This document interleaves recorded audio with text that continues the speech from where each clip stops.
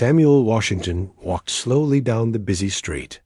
His old bones ached with each step. The morning sun felt warm on his dark skin. He wore his favorite army jacket. The green fabric was faded and worn. Small patches covered the sleeves. Each patch told a story from long ago. The old man carried a small bag in his right hand. Inside were his most precious things. His war medals lay wrapped in soft cloth. He had earned them 50 years ago in a place far from home. Today he planned to give them away to help other soldiers remember their friends. Samuel stopped at the red light. Cars rushed past him. Young people walked quickly around him. Nobody looked at his face. Nobody saw the pride in his eyes. He was just another old man to them. But Samuel had once been young and strong. He had fought for his country when his country did not always fight for him. The light turned green. Samuel crossed the street. The police station stood tall in front of him. Its windows reflected the morning light. He had to wait here for his grandson. The boy was inside talking to the police about his stolen bike. Samuel found a wooden bench near the front door. He sat down carefully. His back hurt from the long walk. The bench felt good under his tired body. Samuel set his bag beside him. He watched people walk by. Some wore business suits. Others wore jeans and shirts. A few children ran past with their mothers. The city was full of life and noise. Samuel looked at his watch. His grandson had been inside for 20 minutes. The boy was probably filling out forms. Police work took time. Samuel knew this. He had worked with police before. During the war, he had helped them find bad guys. But that was long ago. Things were different now. 2 young police officers walked out of the station. They wore dark blue uniforms. Their badges shined in the sun. One was tall with brown hair. The other was shorter with black hair.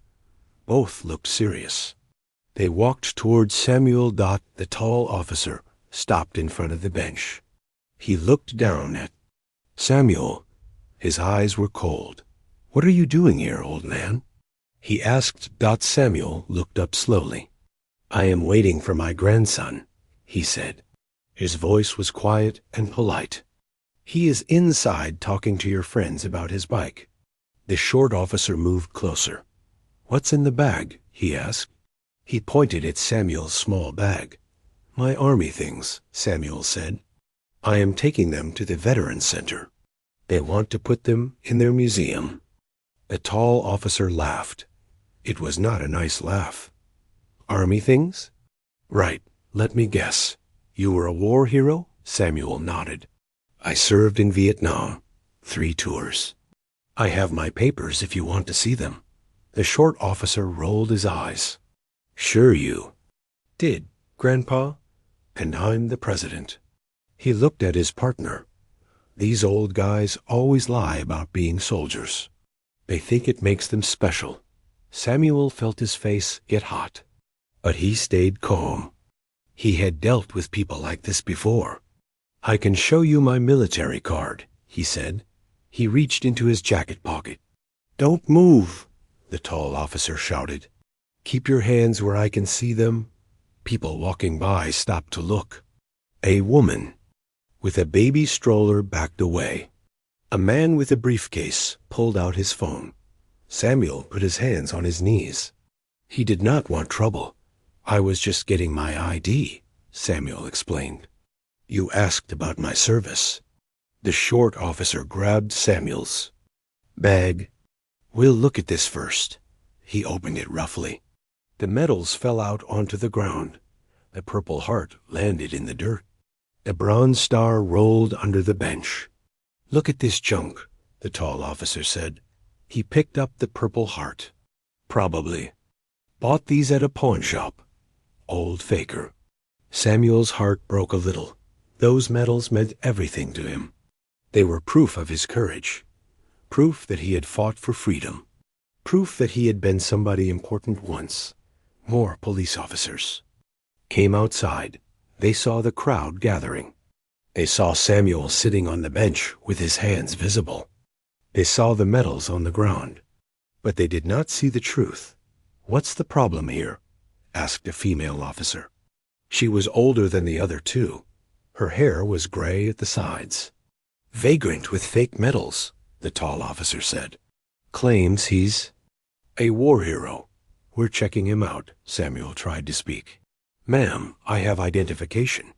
I have papers from the army. I served my country with honor." The female officer looked at Samuel's clothes. She saw the faded jacket. She saw his old shoes. She saw his tired face. But she did not see the hero inside. "Stand up, sir," she said. "We need to search you." Samuel stood slowly. His joints creaked. His back complained. The crowd grew bigger. People held up phones to record what was happening. Samuel felt shame burn in his chest. He was being treated like a criminal in front of all these people. The tall officer pushed Samuel against the wall of the police station. "Spread your legs. Put your hands up high." Samuel did as he was told. The rough brick scratched his cheek. His arthritis made his shoulders scream with pain. But he stayed quiet.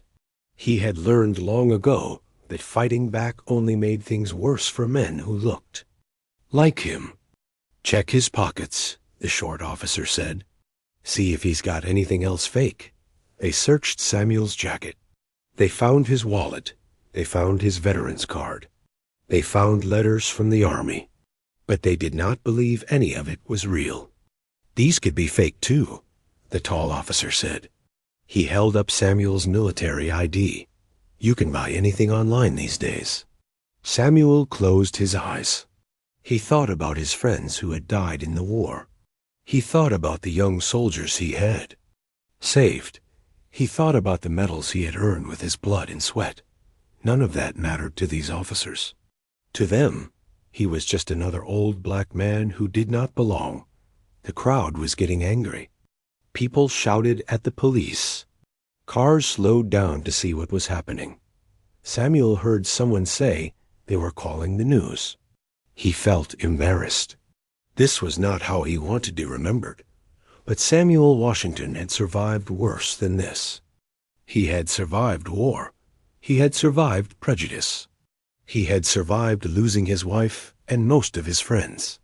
He would survive this too. He just had to wait for the truth to come out. The truth always came out eventually. He just hoped it would not take too long. Detective Lisa Harper stood at her office window on the second floor of the police station. She was drinking her morning coffee when she saw the crowd below. People were gathering around the front entrance. She could see 3 officers talking. To an old man by the bench, Lisa had been a police detective for 15 years. Before that, she had served in the army for 8 years. She had fought in Iraq and Afghanistan. She knew what real soldiers looked like. She knew how they carried themselves even when they got old. Something about the old man caught her attention. Even with his hands against the wall, he stood straight. His shoulders were back. His head was high. This was not how most people acted. When police searched them, this man had military training. Lisa was sure of it.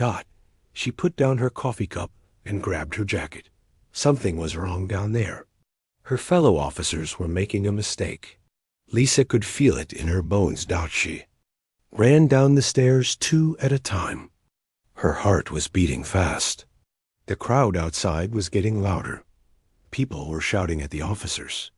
Some were holding up their phones to record everything. Lisa pushed through the crowd. "What's going on here?"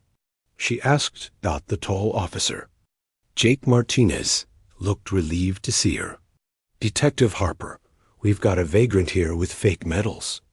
He claims he's a war veteran, but look at him. He's probably homeless." Lisa looked at the old man. He was still against the wall with his hands up. His army jacket was old but clean. His pants had been pressed. His shoes were worn but polished. This man took care of himself. He had pride. "Sir, you can put your hands down," Lisa said to Samuel. "What's your name?" Samuel turned around slowly. "Samuel Washington, ma'am. I served in Vietnam from 1969 to 1972. 3 tours of duty." Lisa noticed his voice. It was calm and respectful. Even after being treated badly, he spoke with dignity. This was how good soldiers acted. They stayed calm under pressure. "Can I see your identification?" Lisa asked. The short officer, Tony Clark, held up Samuel's wallet. "We already checked it, Detective. Could be fake." Lisa took the wallet and looked at Samuel's military ID card. Her eyes grew wide. The card was real. She had seen enough fake IDs to know the difference. This man was telling the truth. She looked at the service dates on the card. Samuel had served longer than most soldiers. 3 tours in Vietnam meant he had volunteered to go back after his first tour ended. Only the bravest soldiers did that. "Where? Did you serve in Vietnam?" Lisa asked. "First tour was near Saigon," Samuel said. Second and third tours were up north, near the border with Laos. Special Reconnaissance Unit. Lisa's heart skipped a beat. Special Reconnaissance meant classified missions. These soldiers did the most dangerous work. They went behind enemy lines to gather information. Many of them never came home. She picked up Samuel's medals from the ground. The Purple Heart meant he had been wounded in battle. The Bronze Star was for heroic acts. These were not the kind of medals you could buy in a store. "Officers Martinez and Clark," Lisa said quietly. "Can I speak with you for a minute?" She pulled them away from Samuel and the crowd. Her voice was angry, but controlled. "Do you have any idea who you're dealing with?" "Some old guy trying to get attention," Martinez said. "That old guy is a decorated war veteran," Lisa said. "These medals are real. His service record is real. You just humiliated a man who fought for this country." Clark looked confused. "How can you be sure?" "Because I'm a veteran too," Lisa said. "I know what to look for. This man served in special operations. Do you know what that means?" Both officers shook their heads. "It means he did things that are still classified. It means he risked his life in ways you can't imagine. It means you just treated a war hero like a criminal." Before Lisa could say more, a young man ran out of the police station. He was about 20 years old with worried eyes. He looked around until he saw Samuel. "Grandpa!" the young man shouted. He ran toward Samuel. "What's happening? Why are the police bothering you?" Samuel's face lit up when he saw his grandson. "It's okay, Danny. Just a misunderstanding." Danny looked at the officers with anger. "My grandfather is a war hero. He has more courage in his little finger than all of you put together." "Danny, please," Samuel said. "Don't make trouble." But Danny was already pulling out his phone. He started recording everything. "This is wrong," he said loudly. "This man served our country. He deserves respect, not this treatment." People in the crowd heard Danny's words. They started taking more pictures and videos. Some began posting them on social media right away. Within minutes, the story was spreading across the internet. Lisa watched the crowd grow bigger. She knew this situation was about to become a major problem for the police department. But more than that, she felt ashamed of her fellow officers. She walked back to Samuel. "Sir, I want to apologize for how you've been treated. This should never have happened." Samuel nodded. "Thank you, Detective. I appreciate that." Lisa looked at his medals again. Something bothered her about his service record. Special Reconnaissance. Units in Vietnam had been involved in very secret missions. Some of those missions were still classified today. She remembered reading about veterans from those units. The government had been looking for some of them recently. Something about providing them with better benefits and protection. Lisa made a decision. She pulled out her phone and dialed a number she had memorized years ago. It was the FBI field office downtown. "This is Detective Harper at Metro Police," she said when someone answered. "I need to speak with Agent Stevens. It's about a Vietnam veteran. I think you might want to know about this." Samuel watched Lisa make her phone call. He did not know what she was doing, but he felt grateful. Finally, someone was treating him with respect. Danny kept recording with his phone. The video was already getting hundreds of views online. People were sharing it and commenting. Most of the comments were angry about how Samuel had been treated. Martinez and Clark stood nearby looking uncomfortable. They were starting to realize they had made a big mistake. The crowd was growing hostile toward them. People were shouting about police brutality and disrespect for veterans. Lisa finished her phone call. She looked serious as she walked back to Samuel. "Double quote, sir. I just called the FBI," she said. "They want to talk to you about your service record." Samuel looked surprised. "The FBI? Why would they want to talk to me?" "I'm not sure yet," Lisa said. "But they're sending someone over right now. They said it's very important." Samuel felt confused, but not worried. He had always followed the law. He had nothing to hide from the FBI. If they wanted to talk about his time in Vietnam, he would. Tell them what he could remember. The crowd was still growing. News vans were starting to arrive. Reporters were setting up cameras. What had started as a simple misunderstanding was becoming a major news story. Samuel just wanted to give his medals to the Veterans Center and go home. Instead, he was about to become famous for all the wrong reasons. But maybe, he thought, something good would come from all this trouble. He looked at his grandson Danny, who was still recording everything. The boy was angry, but proud of his grandfather. That made Samuel feel a little better about the whole situation. Soon, Samuel thought, the truth would come out. He just hoped people would listen when it did. 20 minutes after Detective Harper made her phone call, a black car pulled up to the police station. A woman in a dark suit got out. She walked quickly through the crowd of people. Her badge hung from her belt. "B.I. was written in big letters. Across it. Agent Carol Stevens had been working for the FBI for 12 years. She specialized in cases involving military secrets and stolen government property. For the past 6 months, she had been looking for veterans from special units in Vietnam. Someone had been trying to steal information from these old soldiers. Agent Stevens walked straight to Detective Harper. "I'm Agent Stevens. You called about a Vietnam veteran?" "Yes, ma'am," Lisa said. "His name is Samuel Washington. He served in Special Reconnaissance. I think you need to meet him." Agent Stevens looked at Samuel. He was sitting on the bench now, holding his grandson's hand. His army jacket was dusty from being searched. His medals lay scattered on the ground near his feet.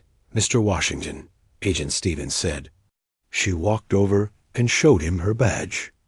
"I'm Agent Stevens with the FBI. I'd like to speak with you about your military service." Samuel looked up at her. "Yes, ma'am. Is there some kind of problem?" "No problem at all," Agent Stevens said. Her voice was kind and respectful. "But I need to verify some information about your unit in Vietnam." She knelt down and picked up Samuel's medals from the ground. She handled them carefully, like they were precious treasures. "These belong to you, Sergeant Washington." Samuel was surprised. "How did you know my rank?" Agent Stevens smiled. "I know a lot about your service, Sergeant. May I see your military records?" Samuel handed her his wallet. Agent Stevens pulled out his ID card and service papers. She read them carefully. Her face grew serious as she looked at the dates and unit numbers. "Sergeant Washington," she said quietly, "you served with the 5th Special Forces Group, didn't you?" "Yes, ma'am," Samuel said. "But most of what we did was classified." "I can't talk about it."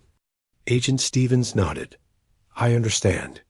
but I can tell you that your name's on a very important list at the FBI. Officers Martinez and Clark were standing nearby. They looked confused and worried. They had never seen an FBI agent treat someone with such respect. What kind of list? Samuel asked. Agent Stevens looked around at all the people watching. Can we speak privately? Detective Harper led them into the police station. Samuel's grandson Danny came with them. The news reporters tried to follow, but Lisa closed the door. Inside the station, Agent Stevens sat down across from Samuel. Sergeant Washington, your unit was involved in very dangerous missions behind enemy lines. Is that correct? Yes, ma'am, Samuel said. We gathered intelligence on enemy movements. We called in airstrikes on their supply routes. Agent Stevens pulled out a thick folder from her briefcase. Your unit saved thousands of American lives. The information you gathered stopped 3 major enemy attacks. Samuel felt proud but confused. Why are you telling me this now? The war ended 50 years ago. Because someone has been looking for veterans from your unit, Agent Stevens explained. We believe foreign agents are trying to steal classified information from surviving members. Samuel's eyes grew wide. Foreign agents? But I'm just an old man now. You still have knowledge of classified operations, Agent Stevens said. Routes you used, contacts you made, methods your unit employed. This information is still valuable to enemy countries. Danny leaned forward. Are you saying my grandfather is in danger? Agent Stevens nodded. We've been trying to locate all surviving members of his unit to offer protection. Your grandfather has been hard to find because he moved several times after his wife died. Samuel thought about the past few months. He had felt like someone was watching him. Sometimes he saw the same car parked near his apartment. He thought he was just being paranoid. How many men from my unit are still alive? Samuel asked. Only 12, Agent Stevens said sadly. Out of 47 men who serve in your unit, you are one of the last survivors. The room was quiet for a moment. Samuel thought about his friends who had died in Vietnam. He thought about the ones who had died since coming home. Now he learned that some might have been killed for what they knew. Agent Stevens opened her folder and pulled out several photographs. Have you seen any of these men recently? Samuel looked at the pictures. They showed men of different ages and races. He shook his head. No, ma'am. I don't recognize any of them. These are suspected foreign agents, Agent Stevens explained. They've been following veterans from special units. We think they followed you here today. Detective Harper looked shocked. You mean the FBI has been watching Mr. Washington? We've been trying to find him, Agent Stevens said. When you called, we realized where he was. But we also realized that the agents following him might be nearby. Samuel felt scared for the first time that day. What does this mean for me? Agent. Stevens put her hand on Samuel's shoulder. It means you're a hero, Sergeant Washington. It means your country still needs your help. And it means we're going to make sure you're safe. Outside the police station, the crowd was getting bigger. The video of Samuel being searched had been viewed over 1 million times. People were angry about how he had been treated. News trucks from 3 different stations were parked on the street. Officers Martinez and Clark sat in their patrol car. They looked sick to their stomachs. They had treated a war hero like a criminal. They had humiliated a man who had risked his life for their freedom. Police Chief Robert Hayes came out of his office. He had been watching the news coverage on television.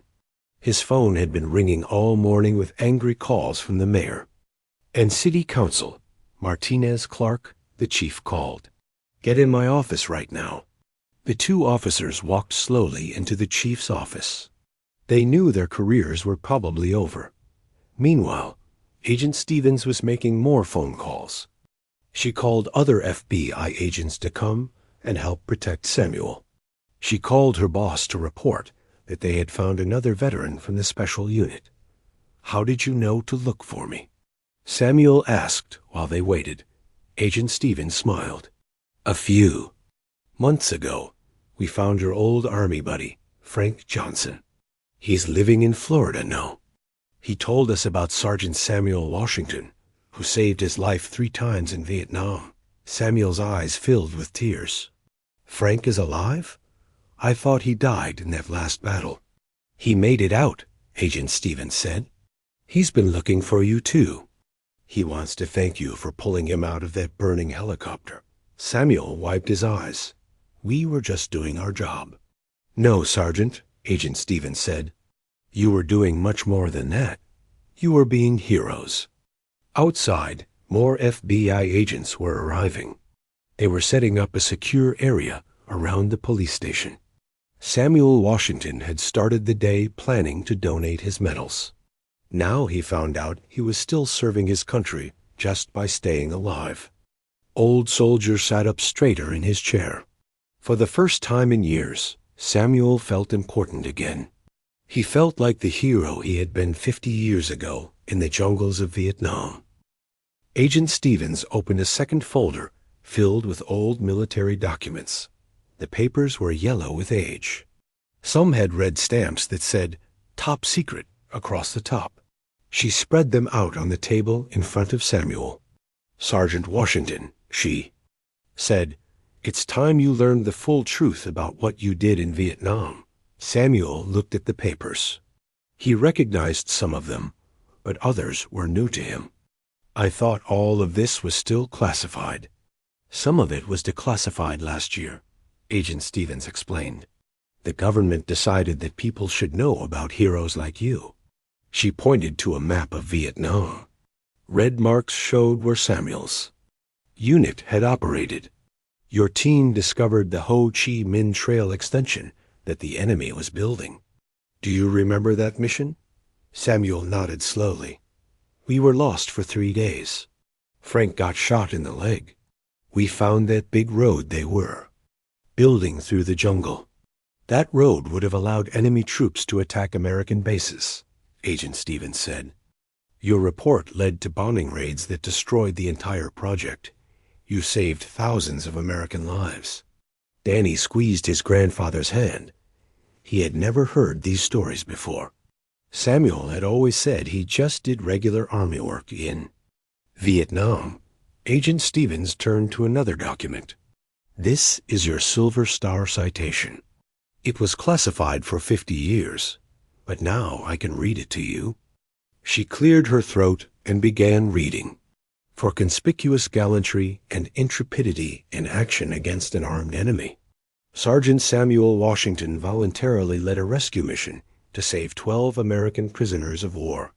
Despite heavy enemy fire and his own wounds, Sergeant Washington carried 3 wounded soldiers to safety and directed the evacuation of the remaining prisoners." Samuel's eyes grew wide. "I never got a Silver Star. They never gave me that medal."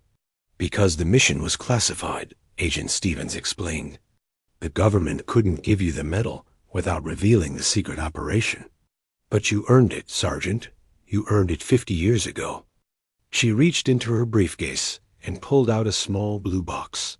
Inside was a shiny Silver Star medal. "This belongs to you." Samuel stared at the medal. His hands shook as he touched it. For 50 years, he had wondered if anyone remembered what his unit had done. Now he knew they had never forgotten. "There's more," Agent Stevens said. She showed him another document. "Your unit also called in the airstrike that destroyed the enemy's main ammunition depot. That explosion was so big it was felt 50 miles away." Samuel remembered that day clearly. "We watched from the mountain. The whole sky turned orange. Frank said it looked like the sun was falling down. That one mission shortened the war by 6 months," Agent Stevens said. "Military historians have studied it for decades." Outside the police station, the news crews were broadcasting live reports. The story had spread across the country. People were sharing Samuel's video on social media. Everyone was talking about the old veteran who had been treated badly by police. But inside the station, Samuel was learning that he was much more than just an old veteran. He was a genuine war hero whose actions had changed history. Agent Stevens pulled out her phone. "There's someone who wants to talk to you." She dialed a number and put the phone on speaker. "Sam? Is that really you?" A voice said from the phone. Samuel's face lit up. "Frank. Frank Johnson. They told me you were alive." "I've been looking for you for 20 years, brother," Frank said. "I wanted to thank you for saving my life." Samuel started crying. "I thought you died in that helicopter crash. You pulled me out, remember? You carried me half a mile to the landing zone. The medics said I would have died if you hadn't got me out of there." "We were a team," Samuel said. "We looked out for each other." "You looked out for all of us," Frank said. "You were the best soldier I ever knew." Agent Stevens let the two old friends talk for a few minutes. Then she took back the phone. She had more news to share. "Sergeant Washington, the President of the United States, wants to meet you," she said. Samuel looked shocked. "The President? Why would he want to meet me?" "Because your story represents something important," Agent Stevens explained. "A hero who served his country with honor, but was treated with disrespect because of his age and race. The President wants to correct that injustice." Meanwhile, Police Chief Hayes was dealing with angry phone calls from reporters and politicians. The video of Samuel being searched had been viewed 10 million times. People across the country were outraged. The mayor called the chief into his office. "This is a disaster," the mayor said. "We humiliated a war hero. The whole country is watching us now." Chief Hayes nodded sadly. "Officers Martinez and Clark are suspended. We're starting a full investigation." "That's not enough," the mayor said. "We need to make this right. This man deserves an apology from the entire city." Back in the police station, Agent Stevens was explaining more about the foreign agents who had been following Samuel. "We think they were planning to kidnap you," she said. "They wanted to force you to tell them about your secret missions." Samuel felt scared. "Are they still out there?" "We don't think so," Agent Stevens said. "When your video went viral, they had to run away. Too much attention. But we're going to protect you just in case." Danny looked worried. "What does this mean for my grandfather?" Agent Stevens smiled. "It means he's going to be famous for the right reasons now. Instead of being known as an old man who was treated badly, he'll be known as the hero he's always been." A knock came at the door. Detective Harper opened it. A man in a military uniform walked in. He had stars on his shoulders. He was a general, Sergeant Washington, the general said. "I'm General William Brooks. I came here to personally apologize for how you were treated today." Samuel tried to stand up, but the general motioned for him to stay seated. "Don't get up, Sergeant," the general said. "You've done enough standing at attention for one lifetime." The general reached into his pocket and pulled out another medal. "This is the Distinguished Service Cross. You should have received it 50 years ago. I'm here to correct that mistake." Samuel looked around the room. A few hours ago, he had been treated like a criminal. Now he was surrounded by people who were calling him a hero. "I don't understand why all this is happening now," Samuel said. Agent Stevens put her hand on his shoulder. "Because sometimes it takes a terrible thing to make people remember what's really important." Today's injustice reminded everyone that heroes come in all colors and all ages. Outside, the crowd was cheering. Word had spread that Samuel was inside receiving military honors. People were chanting his name. Children were waving small American flags. Samuel Washington had started the day planning to give away his medals. Instead, he was receiving new ones and learning that his country had never forgotten his service. The old soldier sat up straighter. For the first time in years, he felt the pride he had earned in the jungles of Vietnam 50 years ago. 1 week later, Samuel Washington sat in the mayor's office wearing his best suit. All of his medals were pinned to his chest. A silver star caught the morning light. His grandson Danny sat beside him, smiling with pride. Mayor Patricia Williams stood behind her desk. Television cameras filmed everything. Reporters from newspapers and websites filled the room. The whole country was watching. "Today, our city makes things right," the mayor said. "We honor a true American hero who was treated with disrespect. Samuel Washington, on behalf of everyone in this city, I apologize." The mayor handed Samuel a golden key. "This is the key to our city. You are now an honored citizen forever." Samuel stood up slowly. His arthritis still hurt, but he felt strong inside. "Thank you, ma'am. I forgive everyone." That's what soldiers do. We protect and forgive. The crowd in the room clapped loudly. Many people were crying happy tears. Outside the mayor's office, things had changed at the police station too. Chief Hayes had fired officers Martinez and Clark. The whole police department was taking new classes about respecting all people, especially veterans and elderly citizens. The chief announced new rules. Every police officer had to learn about veteran rights. They had to study how to treat older people with kindness. If any officer was rude to a veteran, they would lose their job immediately. "We failed Samuel Washington," Chief Hayes told his officers. "We will never fail another veteran again." The story of Samuel's treatment had spread around the world. People in other countries saw the video of him being searched. They read about his heroic service in Vietnam. Many said America should be ashamed of how it treated its heroes. But they also saw how America fixed its mistake. They watched Samuel receive his medals. They heard him forgive the people who hurt him. This showed them the best side of America, too. Congress voted on a new law because of Samuel's story. The law gave more money to help old veterans. It created programs to visit veterans who lived alone. It made sure veterans got the medical care they needed. Senator Maria Rodriguez spoke about Samuel on the Senate floor. "This brave man reminds us that heroes grow old. They need our help and respect. We must do better." The president signed the law in a special ceremony. He invited Samuel to the White House. Samuel flew to Washington with Danny and Agent Stevens in the Oval Office. The president shook Samuel's hand. "Sergeant Washington, your service saved American lives 50 years ago.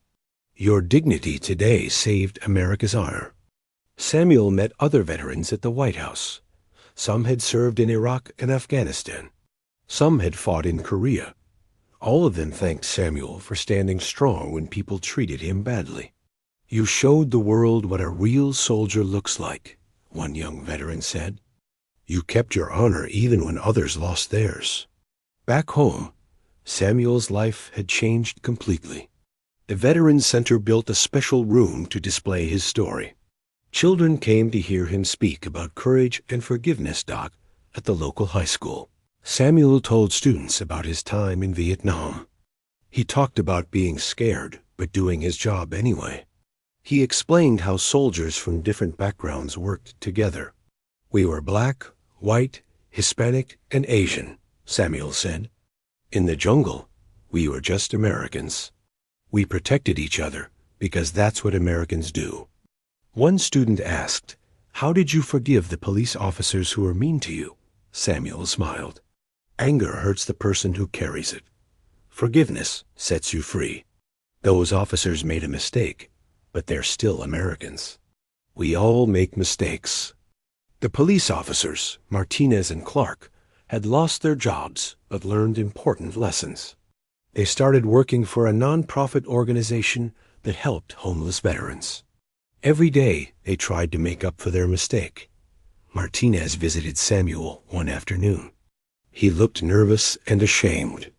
"Mr. Washington, I came to apologize in person. I was wrong. I was ignorant. I'm sorry." Samuel invited him to sit on his front porch. They talked for 2 hours. Martinez told Samuel about his own grandfather, who had been treated badly because he spoke with an accent. "Fear makes people cruel sometimes," Samuel said, "but education makes them better. You're better now because you learned from your mistake." Clark came to visit a few days later. He brought his young son with him. "I want my boy to meet a real hero," Clark said. "I want him to learn about respect." Samuel spent time with Clark's son, showing him the medals and explaining what they meant.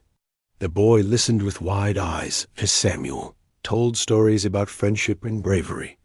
Then he started a nonprofit organization called Honor Our Heroes. It helped elderly veterans get medical care and companionship. Young volunteers visited old soldiers who lived alone. They listened to war stories and helped with shopping and cleaning. The organization grew quickly. People donated money and time. College students volunteered to help veterans use computers and smartphones. High school students read books to veterans who couldn't see well anymore.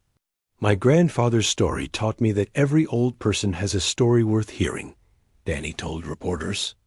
"We just have to take time to listen." Agent Stevens visited Samuel every month. She brought news about the foreign agents who had been following him. "We caught 3 of them trying to leave the country," she said. "Your viral video scared them away." The FBI gave Samuel a special award for helping them catch dangerous criminals. Even though he didn't know it at the time, his public story had helped protect national security. Frank Johnson flew in from Florida to visit his old Army buddy. The 2 men spent hours talking about their friends who had died in Vietnam. They visited the local war memorial and placed flowers for their fallen comrades. "We made it home, Sam," Frank said. "We made it home, and we made a difference." Samuel looked at all the people who had become part of his life. A year ago, he had been a lonely old man. Now he was surrounded by friends, family, and people who cared about him. Every morning, Samuel put on his army jacket and walked to the park. Children waved to him. Store owners came outside to shake his hand. Police officers saluted him with respect. The bench where he had been humiliated now had a special plaque. It read, "In honor of Sergeant Samuel Washington and all veterans who served with courage and dignity." Samuel would sit on that bench and remember his friends from Vietnam. He would think about second chances and forgiveness. Most of all, he would feel grateful that his story had helped other veterans receive the respect they deserved. Sometimes, young people would sit with him and ask about his medals. Samuel always told them the same thing: real heroes don't fight for glory. They fight for the people standing next to them. They fight so others can be free. As the sun set each day, Samuel would walk home slowly. His body was old, but his spirit was young. He had learned that it's never too late for justice. It's never too late for people to do the right thing. Samuel Washington had finally received the honor he had always deserved.